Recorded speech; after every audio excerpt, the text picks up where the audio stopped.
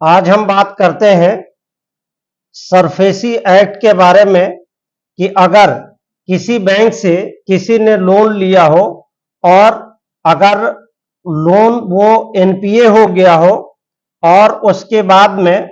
Bank ने recovery के process को अगर इशू कर दिया हो, तो ऐसी परिस्थिति में हमारे पास क्या रेमेडी है, और अगर बैंक एक्सेस कार्रवाई करती है तो ऐसी परिस्थितियों में हमारे पास या क्लाइंट के पास कौन सी ऐसी रेमेडी है और किस एक्ट के तहत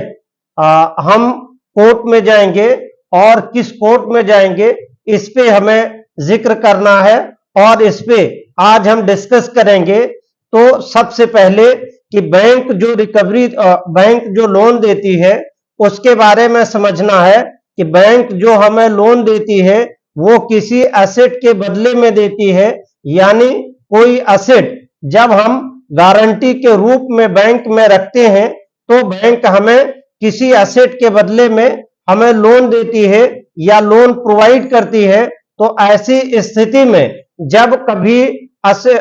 यानी लोन का जो रीपेमेंट है अगर वो नहीं हो पाता है तो ऐसी परिस्थिति में बैंक उस पे जो रिकवरी के प्रोसेस इशू करती है वो किस एक्ट में करती है, और जो प्रोसेस इशू हो जाता है उसको अगर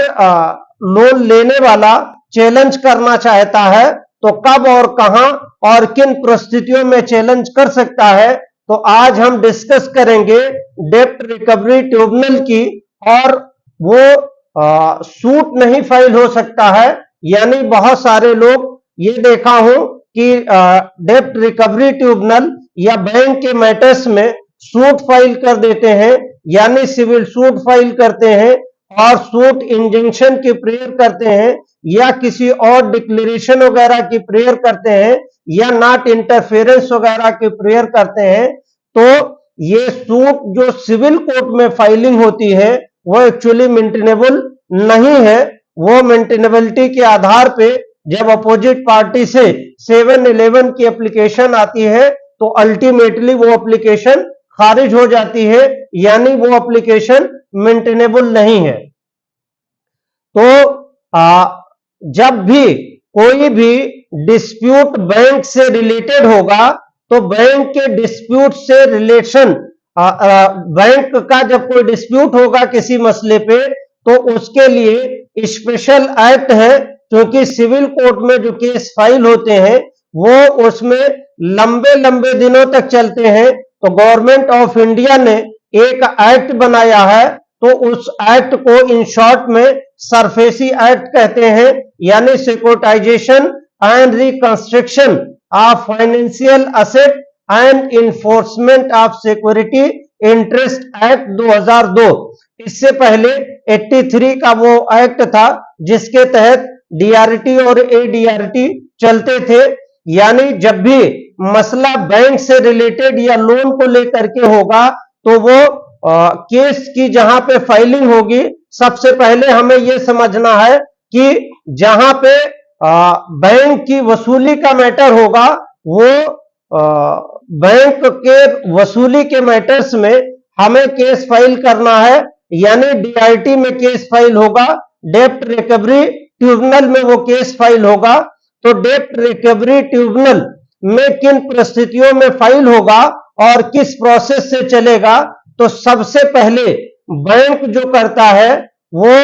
एक आदमी दोनों लोगों के बीच में म्यूचुअल अंडरस्टैंडिंग होता है और म्यूचुअल अंडरस्टैंडिंग के तहत वो लोन प्रोवाइड करते हैं। तो जब लोन प्रोवाइड करते हैं और लोन का ईएमआई के थ्रू या ओडीआई के थ्रू या किसी भी रूप में उसकी टर्म्स कंडीशन तय होती है कि इन पार्ट्स में इतने इतने दिनों के अंदर रीपेमेंट करना है। अगर रीपेमेंट नहीं होता है तो बैंक उस अकाउंट को एनपीए अकाउंट में कन्वर्ट कर देता है। एनपीए का मतलब है कि नॉन परफॉर्मेंस एसेट में उसको तब्दील कर देता है या चेंज कर देता है और उसको रिकवरी के लिए रिकवरी के प्रोसेस में डाल देता है। तो रिकवरी की उस पे प्रोसेस शुरू हो जाती है। तो सेक्शन 13 से यानी सरफेसी एक्ट के सेक्शन 13 से उसकी शुरुआत होती है। तो सबसे पहले हम सेक्शन 13 पे आ जाते हैं कि सेक्शन 13 क्या कहता है। तो सेक्शन 13 पे मुख्यतः दो तीन बातें जो अहम है यहां से हम जिक्र करते हैं कि सेक्शन 13 ये कहता है कि enforcement of security interest, chapter 3 है ये, इन्फोर्समेंट ऑफ सिक्योरिटी इंटरेस्ट, यानी ये एक्ट में चैप्टर 3 है। और सेक्शन 13 इसका इंपॉर्टेंट पार्ट है, यानी प्रोसेस जो भी शुरुआत होगी वो सेक्शन 13 से होती है। तो इसलिए सेक्शन 13 वाइडली हमें समझने की जरूरत है, यानी इसको समझना एक हिसाब से इंपॉर्टेंट है। Notwithstanding anything contained in section 69 or section 69A, transfer of property act 1882, any security interest created in favor of any secure creditor may be enforced without the intervention of court, tribunal by such creditor in accordance with the provision of this act। यानी ये act clearly ये कह रहा है कि bank अपनी property को लेने के लिए या जो असेट बैंक में ऑलरेडी है उसको लेने के लिए किसी भी मतलब without any intervention of court और ट्रिब्यूनल, यानी बिना किसी कोर्ट के या ट्रिब्यूनल के इंटरवेंशन से, यानी ट्रिब्यूनल का मतलब है प्राधिकरण, यानी किसी भी न्यायिक प्राधिकरण के बगैर बैंक इसमें एम्पावर्ड है कि वो अपने पैसे को रिकवर कर सके, उसको रिपेमेंट करा सके, यानी उसे वसूल सके, ये वापस ले सके। अब उसके बाद है bye such creditor in accordance with the provision of this act, यानी जो भी बैंक करेगा वो इस एक्ट के में करेगा, इस एक्ट के अतिरिक्त कोई भी एक्शन रिएक्शन नहीं कर सकता है, यानी रिकवरी के जो भी प्रोविजंस होंगे वो इसी एक्ट के तहत होंगे। Where any borrower who is under a liability to secure creditor under a security agreement make any default in repayment of secure debt any installment, इसमें मुख्यतः वही बात है in respect of debt classified by secure creditor as non performing asset, यानी हमने जो कहा कि अगर जो पैसा टाइम पीरियड के अंदर वापस नहीं किया है तो उसको बैंक क्या कर देगा, एनपीए कर देगा। एनपीए का मतलब यह है कि अब उस अकाउंट का परफॉर्मेंस एक हिसाब से नील हो गया या जीरो हो गया। तो एक हिसाब से यह होगा कि बैंक लोन को एनपीए कर देगा और उस खाते को एक हिसाब से फ्रीज कर देगा,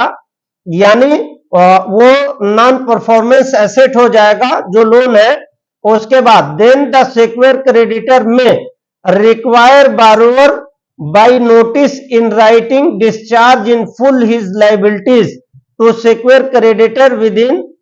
60 डेज। अब इसके बाद बैंक क्या करेगा, जब कोई भी लोन रिपेमेंट नहीं हो पाता है तो ऐसी स्थिति में वो क्या करता है कि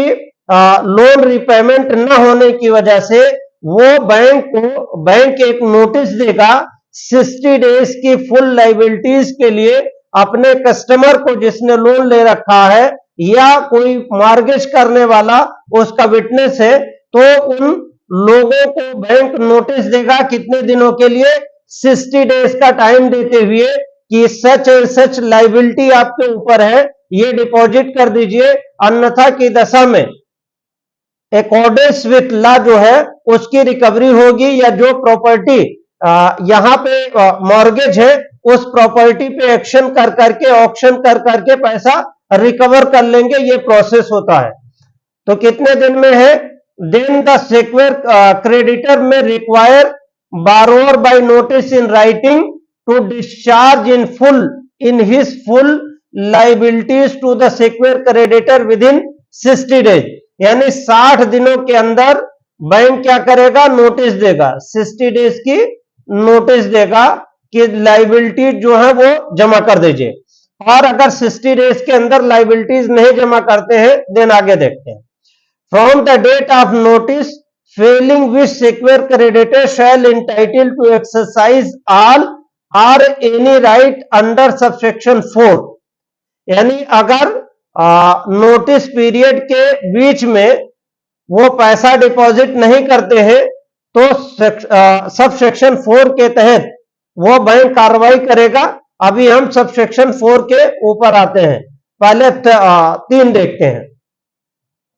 the notice referred in subsection 2 shell give in detail amount, यानी जो नोटिस दी जाएगी वो उसमें पूरा डिटेल दिया जाएगा कि कितना पेमेंट है, किस लोन का पेमेंट है, कितने दिनों में देना है और क्या क्या उसकी टर्म्स कंडीशंस थी, वो सारी चीजें उस पर जिक्र करते हुए देना वो मैंडेट करता है, इसलिए उसे देना पड़ेगा। बैंक को मैंडेटरी है कि वो 60 डेज का नोटिस दे और नोटिस में A to Z यानी संपूर्ण डिटेल उसे देना लाजिम है नोटिस के लिए, और वो नोटिस पीरियड जो होगा वो 60 डेज का होगा। अब 3A bye way of amendment आया है। अब उसमें क्या है, if on receive of notice subsection 2 the borrower make any representation or raise any objection the secured creditor shall consider such representation and objection. इसमें यह कहा है कि अगर कोई नोटिस बैंक के द्वारा दी जा रही है तो बैंक की नोटिस की प्राप्ति के बाद क्या करेंगे, जिसने लोन लिया है वो आदमी बैंक को अगर अपनी बात कहना चाहता है तो बैंक को लिखित में लिखित में अपना वो जवाब देगा और किन परिस्थितियों में वो पैसा नहीं जमा कर पा रहा है वो अपना रीजन असाइन करेगा। अब उसके बाद में क्या है कि ऑब्जेक्शन मूव करेंगे किस बात का, जो नोटिस बैंक ने दिया है। अब नोटिस जो है अगर टाइम पीरियड के अंदर नहीं देते हैं तो क्या कहते हैं कि उसको एक्सेप्ट नहीं करेंगे। The shall communicate within 1 week a receipt of सब रिप्रेजेंटेशन, और बैंक क्या करेगा कि अगर कोई ऑब्जेक्शन जाता है तो विद इन अ वीक उसको डिसाइड करके बताएंगे कि हम एक्सेप्ट कर रहे हैं आपके प्रत्यावेदन को या आपके रिक्वेस्ट को या नहीं। तो ऐसी परिस्थिति में ये इंपॉर्टेंट हो जाता है। अब समझना यह है कि अगर कोई भी लोन लिया गया, लोन एनपीए हो गया है, तो बैंक उसमें 60 डेज की नोटिस देगी 13(2) के तहत, और अगर 13(2) सबसेक्शन 3 में यानी 13 सब क्लास 3 के अंदर उसमें जो नोटिस दी जाएगी पूरा डिटेल दिया जाएगा। उसके बाद में अगर कोई ऑब्जेक्शन है तो 13 सबसेक्शन 13A में 6-7 फिर ऑब्जेक्शन फाइल करेगा। ऑब्जेक्शन जो है वो within a week bank को डिसाइड करना है। अब उसके बाद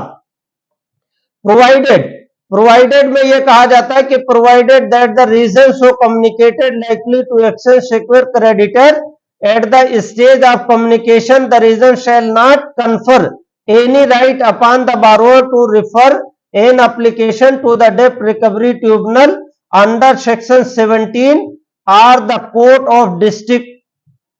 जज अंडर सेक्शन 17A। तो ये एक हिसाब से ये हो गया कि जो रिकवरी की प्रोसीडिंग होगी वो रिकवरी की प्रोसीडिंग, क्योंकि पहले डीआरटी नहीं बनी थी तो किसके पास जाते थे, मैटर जो जाता था वो डेब्ट रिकवरी ट्रिब्यूनल के पास जाता था या डिस्ट्रिक्ट जज के पास जाता था 17A में। लेकिन अब डायरेक्टली जो है ये जुरिडिक्शन जो है वो डीआरटी में आ गया है। डेब्ट रिकवरी ट्रिब्यूनल सारे स्टेट में लगभग बन गया है, इसलिए सभी स्टेट में डेब्ट रिकवरी ट्रिब्यूनल का यानी बैंक से जो भी डिस्प्यूट होगा वो डीआरटी में जाएगा। अब उसके बाद में ये इंपॉर्टेंट है कि सेक्शन 4 क्या कहता है। सेक्शन 4 में अगर मान लीजिए कि ऑब्जेक्शन कंसीडर नहीं हुआ, in case the borrower fail to discharge his liabilities, यानी जो नोटिस दी गई थी नोटिस पीरियड में अगर बारोअर ने पूरा कंप्लायंस नहीं किया notice as per notice given by bank, तो क्या होगा, the secure creditor may recourse one or more the following to recover his secure डेप्ट नेमली। अब मान लीजिए कि 60 दिनों का नोटिस देने के बाद में ऑब्जेक्शन आया, ऑब्जेक्शन डिसाइड हो गया या ऑब्जेक्शन डिसाइड नहीं हुआ, और या जो बारोअर है वो टर्न अप नहीं कर रहा है, तो बैंक क्या करेगा, 13 सबसेक्शन 4 के तहत वो इतनी कार्रवाई करने का अधिकारी है। यानी क्या करेगा bank, to take possession on a secure asset of the borrower including the right to transfer by way of lease, assign or sale, releasing the secure asset. यानी बैंक क्या करेगा, जो प्रॉपर्टी अंडर मॉर्गेज है उस property पे क्या करेगा, वो पोजीशन ले लेगा। बैंक क्या करेगा, वो पोजीशन ले लेगा, और पोजीशन के साथ साथ में वो उसके उस राइट में क्या होगा, वो राइट ट्रांसफर करने का होगा by way of lease deed, assignment, और उसके बाद में सेल या रिलीज करने का। उसके बाद कहते हैं क्या कि take over the management of business, अगर बिजनेस है तो उस पर टेक ओवर कर लेंगे, और बहुत सारे वजह इसमें जिक्र है। तो मुख्यतः इस पे आते हैं, अपॉइंट एनी पर्सन, या किसी पर्सन को वो अपॉइंट कर देंगे देख रेख करने के लिए अपने कस्टडी में लेने पे, और require at any time by notice in writing any person who acquire any secure asset from borrower and from any money is due or may due by the borrower payable such and such। अब अगर payment की बात आती है तो section 5 में कहा कि any payment made by a person referred in clause D of section 4 to secure creditor shall give such person valid discharge as if he में पेमेंट टू द बारोअर। उसके बाद में ये है 6, any transfer secure asset taking position thereof over the management under the subsection 4 by secure creditor by manager on behalf of secure creditor shall vested in a transferee right in relation to secure asset transferred as transfer owner of such secure asset. यानी bank को वो सारे power हो जाएंगे, जैसे ही bank उसको अपने position में लेगा तो बैंक को बहुत सारे अख्तियार उसमें हो जाएंगे जो ये एक्ट उसको प्रोवाइड करता है। Where any action has been taken against borrower under this provision section 4 all cost charged expenses will in opinion secure creditor have properly incurred by him or any expenses shall be recoverable from the borrower, and money which is received by the secure creditor shall in absence of any contract to the contrary be held by him in trust to be applied creditor and residue to money so received shall pay to person entitled thereto in accordance with his right interest। यानी इस act के तहत यह है कि मान लीजिए कोई बैंक के पास 20 लाख रुपए की प्रॉपर्टी रखी हुई थी और बैंक का टोटल 10 लाख रुपए है, तो बैंक जो रिकवरी करेगा वो 10 लाख रिकवर कर करके, और अगर उस पे किसी और का ड्यूज है तो वो पेमेंट करने के बाद में, मान लीजिए 2 लाख किसी और का ड्यूज है तो दो उसको देने के बाद में जो बचा हुआ अमाउंट है वो उसको लोन लेने वाले को बैंक वापस कर देगा। अब इस तरह से ये हो गया कि बेसिकली हम इस पॉइंट पे समझना चाह रहे थे और समझ रहे हैं कि अगर किसी ने बैंक से लोन ले लिया और वो लोन एनपीए हो गया तो ऐसी स्थिति में हम क्या कर सकते हैं, यानी बैंक के पास फिर पावर क्या होगा, बैंक क्या एनपीए होने के बाद या नॉन परफॉर्मेंस एसेट होने के बाद बैंक 60 डेज में नोटिस देगा। नोटिस का रिप्लाई अगर देते हैं या ऑब्जेक्शन फाइल करते हैं तो बैंक उसका जो है विद इन वीक निस्तारण करेगा, और अगर रिप्लाई नहीं करते हैं तो 13/4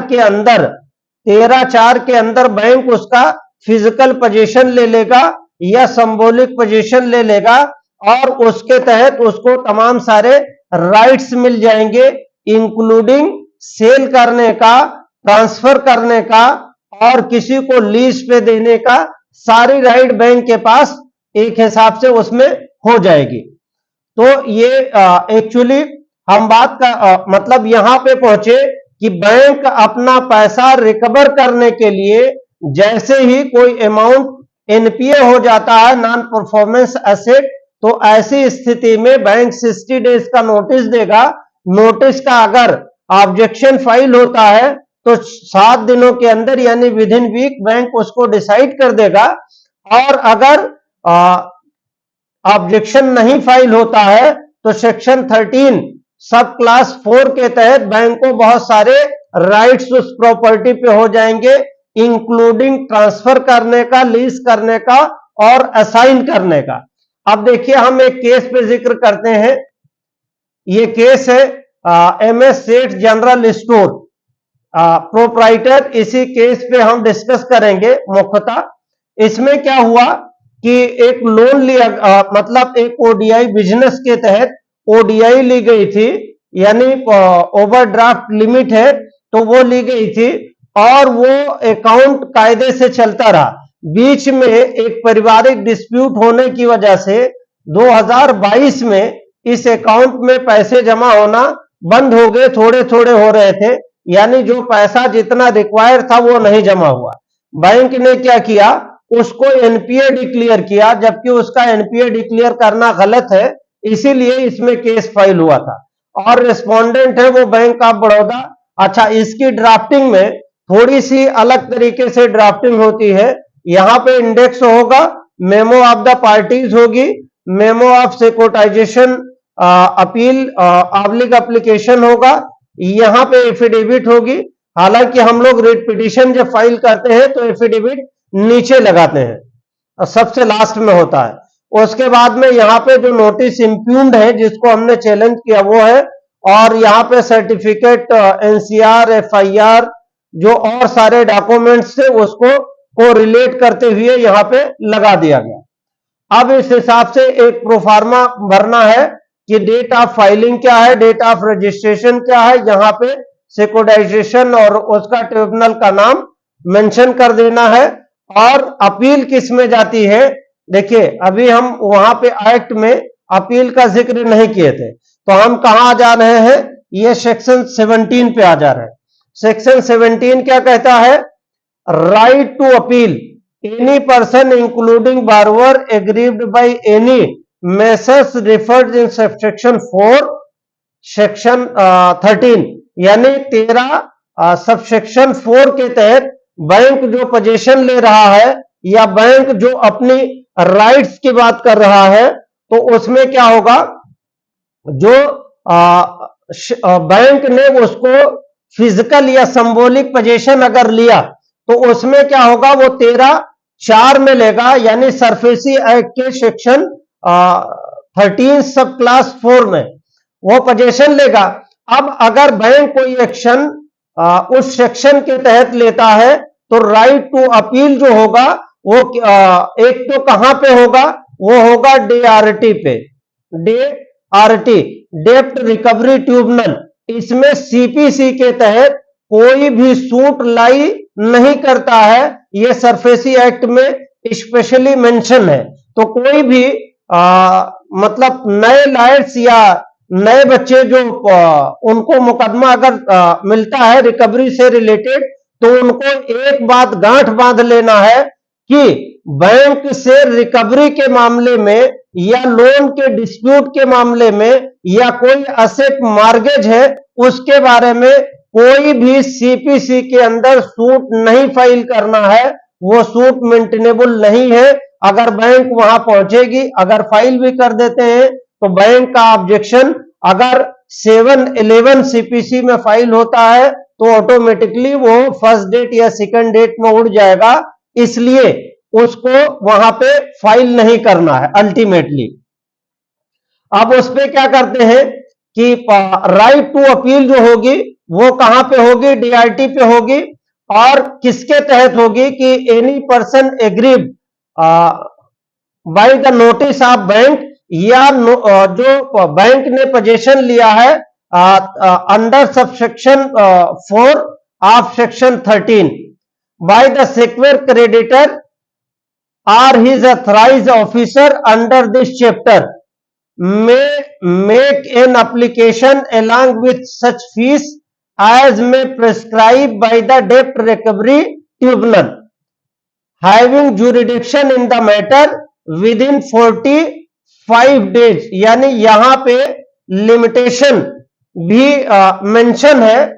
और लिमिटेशन के अंदर फाइल करना मैंडेट कर रहा है। बहुत सारे मैटर्स में डिले हो जाने की वजह से सेक्शन 5 फाइल करते हैं लिमिटेशन एक्ट का, और ऐसी स्थिति में अगर मामला अर्जेंट होता है तो सेक्शन 5 पे जब तक डिसाइड नहीं होता है, अपोजिट पार्टीज को नोटिस नहीं हो जाती है, तब तक finally interim order SARFAESI act के तहत नहीं मिल पाती है जो अपील फाइल होती है। इसलिए टाइम बाउंड जैसे ही 13/4 की कार्रवाई हो, विद इन 45 डेज में अपील फाइल कर देना चाहिए।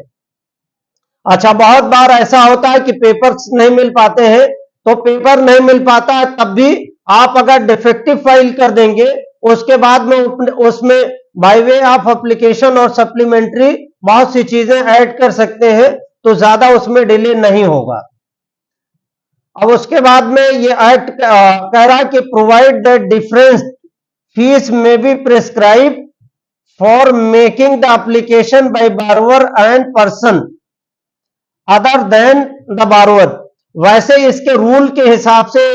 वो देखा जाए तो इसमें जो जनरल फीस है कि 1 लाख रुपए पे यानी 1 लाख पे इसकी जो फीस प्रिस्क्राइब है वो 1K है ज्यादातर ऐसे मामले में, और बहुत सारे मामले में उसमें कम भी है, लेकिन जो जनरल फीस उसकी असाइन है वो 1 लाख पे 1000 रुपए के आसपास में फीस चार्ज करते हैं, और मैक्सिमम जो इसकी फीस है वो 1.5 लाख रुपए है, 1,50,000। और वो केस टू केस भी, बहुत सारे मामले में केस टू केस पे भी डिपेंड करता है। अब यहां पे मतलब पार्लियामेंट ने एक्ट बनाते समय 2-3 डाउट को क्लियर किया है। वो डाउट ये है, जो डाउट हो रहा था उसको एक्सप्लेनेशन में किया है। फॉर रिमूवल ऑफ डेब्ट in it is hereby declare that the communications of the reason to the borrower by secure creditor for not having accepted his representation objection are likely action of secure creditor at the stage of the communication of reasons to the borrowers shall not entitle the person including borrower to make application to the debt recovery tribunal under this subsection। तो अगर आप bank को approach नहीं करते हैं या objection नहीं file कर सकते हैं, तो डेब्ट रिकवरी ट्रिब्यूनल एक यहां पे डिफिकल्टी कर सकती है कि आपके पास अल्टीमेटली एक रेमेडी थी ऑब्जेक्शन फाइल करने के लिए, आपने वो ऑब्जेक्शन फाइल नहीं किया, तो आपको ऑब्जेक्शन फाइल करने के लिए बहुत सारे जजमेंट इस पे डिस्कस किए गए हैं, और इसका वाइड डिस्कशन जो है जुडिशियल इंटरप्रिटेशन से भी हुआ है कि अगर आप एप्लीकेशन नहीं देते हैं या अथॉरिटीज को रिप्रेजेंट नहीं किए हैं, तो डेब्ट रिकवरी ट्रिब्यूनल क्या कर सकता है कि इसको रिमांड कर करके दोबारा या तो डिस्ट्रिक्ट मजिस्ट्रेट के पास भेज देगा या तो बैंक के पास भेज देगा। तो इसलिए रिप्रेजेंटेशन भी प्रॉपरली दे देना चाहिए। हालांकि जिस केस पे मैं डिस्कस कर रहा हूं आज, उसमें रिप्रेजेंटेशन देने का बैंक ने टाइम पीरियड ही नहीं दिया, डायरेक्टली 13/4 की नोटिस दे, मतलब जो पिछली प्रोसीडिंग्स और नोटिस हुई थी उसका नॉलेज में ही नहीं आया, और 13/4 कर करके संबोलिक पोजीशन लेने की कोशिश की, इसलिए डायरेक्टली डीआरटी में फाइल करना पड़ा, हालांकि इन बिटवीन एक रिप्रेजेंटेशन बैंक को फाइल कर देना मैंडेट करता है। आज बंद था और कल फाइल हो जाना चाहिए। तो ऐसी स्थिति में, और दूसरा सब क्लास क्या कहता है कि द डेब्ट recovery tribunal shall consider whether any to measures refer to in subsection 4 of section 13 taken by the secure creditor enforcement of security are in accordance with the provision of this act and rule। यानी जो recovery tribunal है वो ये देख सकती है कि जो एक्शन लिया गया है वो इस प्रोविजन के हिसाब से सही है या नहीं, और डेब्ट रिकवरी ट्रिब्यूनल क्या करेगी, इसमें एग्जामिन करेगी, और एग्जामिन करने के बाद में वो अपना कोई भी ऑर्डर पार्शियल या फुल उस तरीके से उसमें ऑर्डर पास करने के लिए कॉम्पिटेंट है। यानी डीआरटी एक्ट के तहत उसको बहुत सारे पावर्स और बहुत सारी चीजें प्रिविलेज उसे हासिल है। और डीआरटी के बारे में एक और चीज है कि डीआरटी का जो पीओ है यानी प्रिसाइडिंग ऑफिसर, उसका जो डिजाइनेशन है वो इक्विवेलेंट टू डिस्ट्रिक्ट जज है। यानी जैसे सिविल कोर्ट में डिस्ट्रिक्ट जज होते हैं या एडीजे होते हैं, उसी रैंक का जो पीओ होगा वो उसी रैंक के लेवल का होता है और उसी रैंक का अधिकारी भी वो होता है। अब इस पे डिस्कस करते हुए कि डेब्ट रिकवरी ट्रिब्यूनल में कोई भी केस सीपीसी में फाइल नहीं होता है। बहुत सारे कंफ्यूजन्स होते हैं जो सीपीसी के तहत फाइल कर देते हैं, सीपीसी में इंटरटेन नहीं होता है और सीपीसी में सूट मेंटेनेबल नहीं है। अब बैंक की जो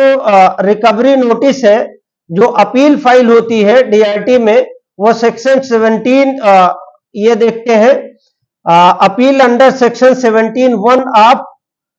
सरफेसी एक्ट 2002 में जाएगी। इसी तरीके से एक सर्टिफिकेशन देंगे और वो पोजीशन की जो नोटिस है वो नोटिस लगानी पड़ेगी। यहां पे पार्टीज नेम होगा और उसके बाद में जिस बैंक के जरिए से जिस बैंक को लोन लिए थे उसका होगा, और जो बैंक के बेसिस पे एक्ट कर रहे हैं या उसके जरिए से जो अथराइज ऑफिसर्स होंगे बैंक के जो रिकवरी कर रहे होंगे, उनको भी इसमें पार्टी बनाना मैंडेटरी है। अदरवाइज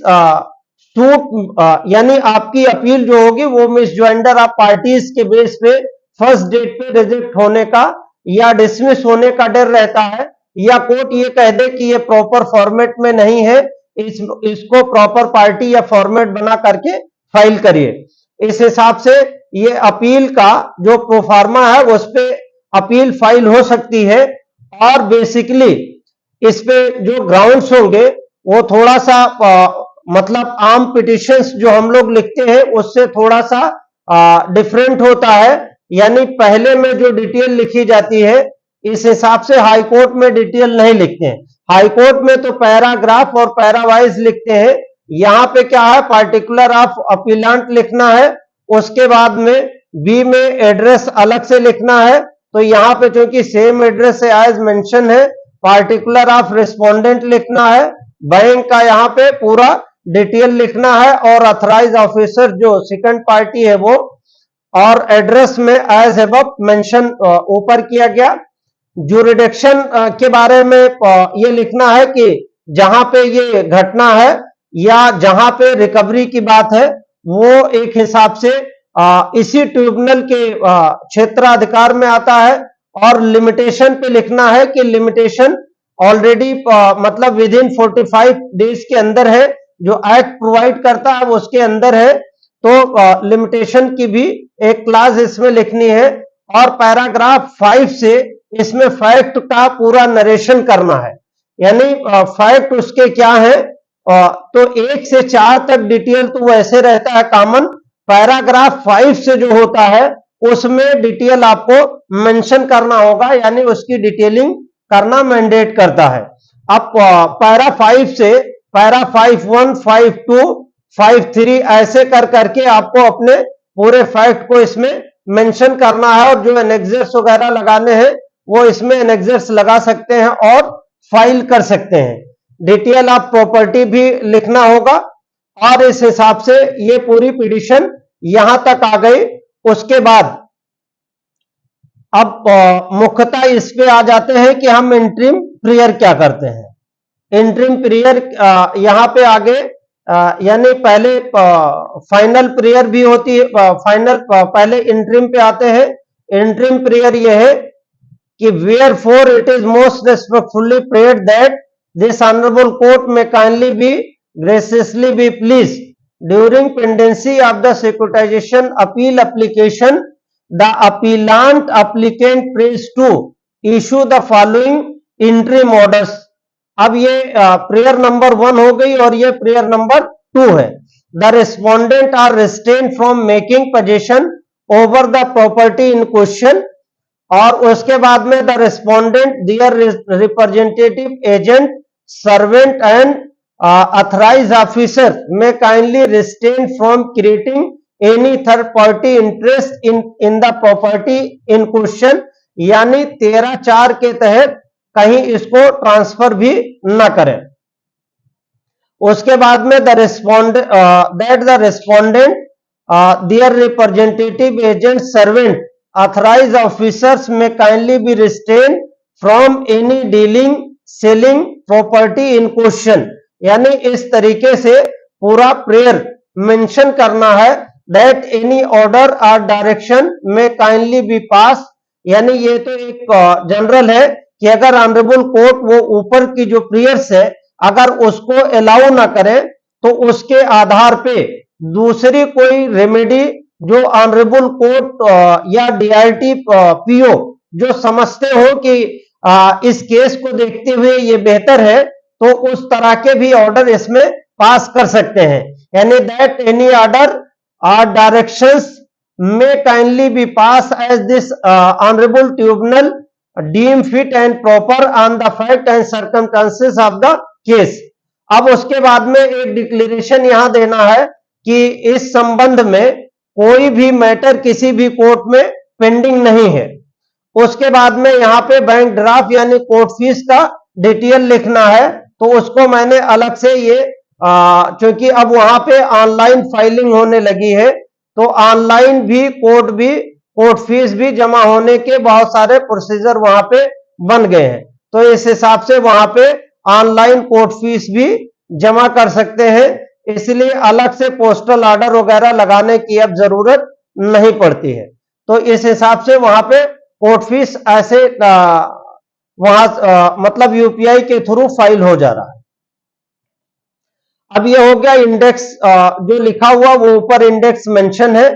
उसके बाद में लिस्ट ऑफ इंक्लोजर लिखना है कि जो ऊपर रेफर किया गया है अगर इंडेक्स लगा दिए हैं तो उसकी कोई खास जरूरत नहीं है। उसके बाद में एफिडेविट इसी प्लेन पे ही लिख देते हैं ज्यादातर, और अगर शॉर्ट एफिडेविट अलग से लिखना चाहे तो वो मेंशन कर सकते हैं, लेकिन क्योंकि वहां पे एक सेट फॉर्मेट है उस फॉर्मेट के तहत अपील फाइल होती है, वो डिक्लेरेशन है। उसके बाद में ये एफिडेविट पूरी फाइल हो गई और एफिडेविट बहुत इन शॉर्ट वहां पे फाइल करते हैं। और ये एनेक्सर है, एनेक्सर 1 जो बेसिक है कि बैंक ने जो नोटिस जारी किया था वो बैंक का ये नोटिस है, इसकी टाइप कॉपी नहीं लगी है, ये थोड़ी धुंधली है। यानी बैंक ने कहा कि लास्ट पैराग्राफ पढ़ते हैं कि the borrower attention is invite to the provision of section 8 of section 13 in respect of the time available to redeem secure the asset. और इस हिसाब से ऊपर के पैराग्राफ में the borrower is particular and public in general is hereby cautions not to deal with the property and any dealing with property will subject to the charge of Bank of Baroda for an amount such and such, यानी इतना amount है। क्योंकि ये एक public notice दिया bank ने और ये नोटिस क्लाइंट को भी सबमिट किया कि अब ये परिस्थितियां हो गई हैं और जब तक बैंक का एसेट डिक्लेयर नहीं होता है तब तक ये चीजें नहीं की जा सकती हैं। और इस हिसाब से कई बार इसमें अमेंडमेंट भी हुआ है। और इसके बाद अगर कोई भी ऑर्डर इसके तहत पास होता है तो ये ऑर्डर कहां पे चैलेंज होगा, जो डीआरटी का ऑर्डर होगा। अगर ये डीआरटी में जो पिटीशन फाइल हुई, डीआरटी की पिटीशन को अगर कोर्ट एक्सेप्ट कर ले तो बैंक कहां पे चैलेंज करेगी। और अगर मान लीजिए कि ये पिटीशन अपील जो फाइल हुई है, अगर इसका डिसमिसल हो रहा है तो इसकी अपील कहां पे फाइल होगी। तो जो ये फाइल हुई है वो डेप्ट रिकवरी ट्रिब्यूनल में है। और जब इसके अतिरिक्त इस ऑर्डर के खिलाफ फाइल होगा तो DRAT यानी ये अपीलाट ट्रिब्यूनल है, वो उसके यहाँ पे फाइल होगी। यहाँ पे डेप्ट रिकवरी ट्रिब्यूनल है और यहीं पे अपीलाट ट्रिब्यूनल बढ़ जाएगा और उस ऑर्डर को वहां पे अपीलाट ट्रिब्यूनल में चैलेंज किया जाएगा। और जो इसमें प्रोवाइड है, अच्छा, सरफेसी एक्ट लाने की जरूरत इसलिए पड़ी कि पहले जो फाइलिंग हो रही थी वो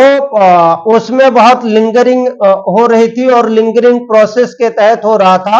और क्योंकि बैंक का जो असेट है वो ऑलमोस्ट पब्लिक प्रॉपर्टी के रूप में माना जाता है, तो इसलिए बैंक की अगर प्रॉपर्टी, क्योंकि बैंक में अगर हम कोई पैसा जमा किए होते हैं या एफडी होती है तो हम ये जब चाहते हैं तब वो निकाल सकते हैं। लेकिन अगर बैंक ने उसी पैसे को दे करके, क्योंकि उसे इनकम जनरेट करना है, अगर बैंक का पैसा सारा का सारा एनपीए हो जाएगा तो एक हिसाब से बैंक बैठ जाएगा। इसलिए गवर्नमेंट ऑफ इंडिया को या पार्लियामेंट को इस तरीके से एक एक्ट लाना पड़ा जिसके जरिए से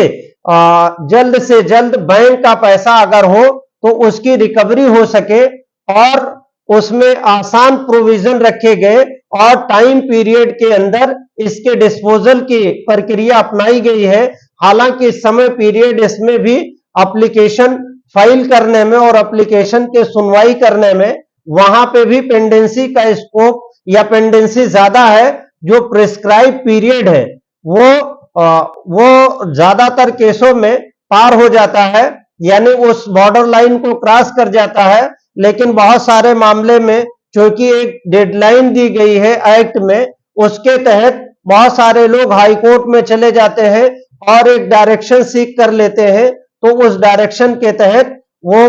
टाइम बाउंड हो जाता है क्योंकि एक्ट में ऑलरेडी प्रोवाइडेड है। तो बात हम कर रहे थे कि कोई भी नोटिस अगर बैंक के जरिए से 13/4 की दी जाती है तो वो 17/1 में अपीलेबल है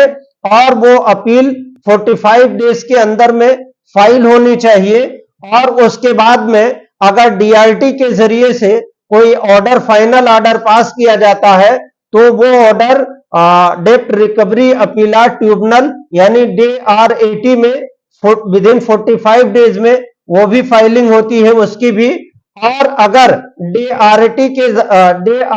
के जरिए यानी अपीलाट ट्रिब्यूनल के जरिए कोई ऑर्डर पास किया जाता है तो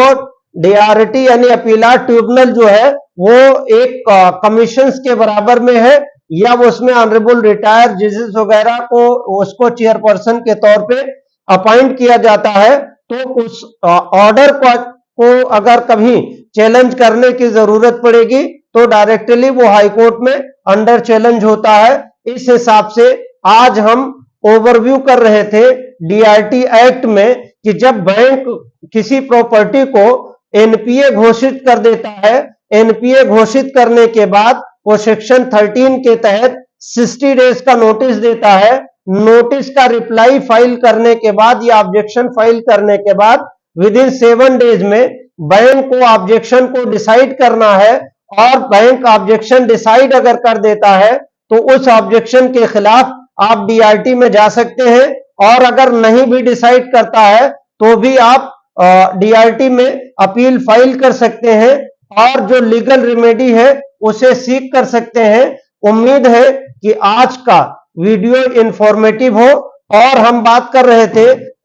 डेप्ट रिकवरी ट्रिब्यूनल पे, यानी लोन की रिकवरी और बैंक के नोटिस पे क्या क्या रेमेडीज है तो हमने ओवरव्यू किया कि बैंक अगर नोटिस दे दे तो उसमें घबराने की जरूरत नहीं है। इसके अलावा भी प्री लिटिगेशंस के भी हैं, मैटर प्री लिटिगेशन में भी जा सकता है और लोक अदालत में भी फाइल कर करके सुलह समझौते की तरफ भी बढ़ सकते हैं। ये जरूरी नहीं है कि डीआरटी में ही केस फाइल कर दे, मैटर प्री लिटिगेशन में भी फाइल होकर के दोनों लोगों के बीच में लोक अदालत के माध्यम से भी कंप्रोमाइज हो सकता है, वन टाइम सेटलमेंट हो सकता है। चाहे आप डीआरटी फाइल करें या उसके प्री लिटिगेशन में जाएं या लोक अदालत में जाएं, ये सारा ऑप्शन तथ्य परिस्थितियों और समय पर डिपेंड करेगा। उम्मीद है कि ये वीडियो आपको पसंद आएगी। अगर पसंद आती है तो लाइक,